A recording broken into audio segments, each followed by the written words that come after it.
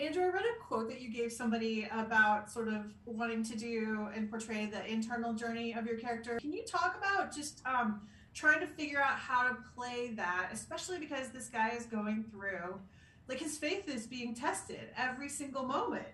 Yeah, and rightly so, you know, and being destroyed. Kind of, there's a sledgehammer being taken to it by this case. Just by the very nature of having to do his job, he has to start picking apart his own psychological makeup, the structure that lives in him, the structure that lives outside of him, the very foundations of the church that has been raised in. That is the basis of all of his understanding of how to live.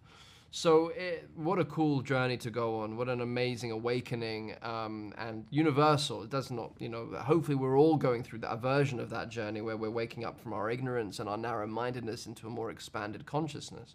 So for me, it was like the coolest thing ever. And also, yes, as you say, to communicate that in a way through the lens and the physicality and the rhythm and the behavior of a Mormon detective in the 80s, a stoic man that is not as attuned with his emotional you know, having come from playing a flamboyant musical theater writer to now doing, you know, a Mormon detective. It's a great rift that I got to kind of like straddle, so to speak. And yeah, I love that as a challenge, to try and say a lot without saying much at all. You know, that was a challenge that I was kind of craving.